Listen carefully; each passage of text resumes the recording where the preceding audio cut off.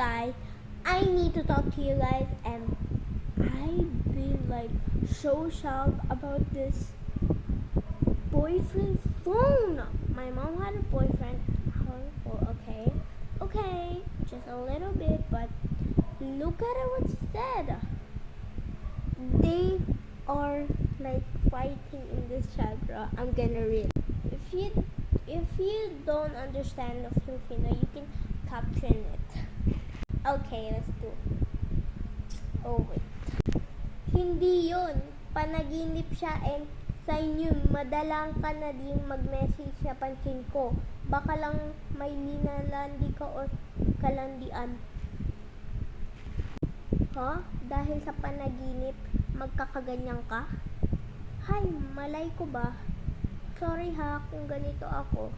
May privacy kasi tayo, kaya pwede ako manghula. Ako yung nasasabi, tapos yung ay yung boyfriend. Yung mama ko.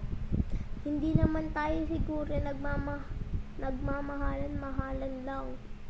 Yung boyfriend ng mama ko. Oo, babe, hindi lang to mahal-mahalan. My God, boyfriend, si Lemon. Babe, ayusin natin to. Please naman. Mama ko. Alam ko naman siguro na tinuyuan ako. Oh my gosh. Kasi yung mama ko, may isa pang boyfriend, and tatlo na.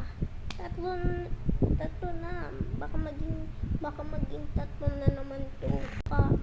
Tinitingnan ko si boyfriend niya kung nag-aano ba siya. Pero paano maayos naman. Pero ngayon ko lang to nalaman. Mama ko, paano ugali mo? Din pang babae? Yung jowa niya. Anong pang babae ka dyan? Ikaw lang babae ko. Mama ko. Ito. Sana nga.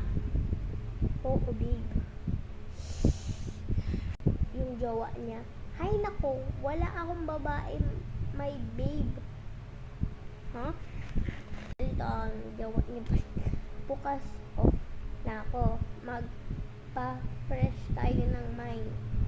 Magsimba muna tayo, tas kain somewhere, babe. Mama ko, Saturdays bukas, babe, walang church.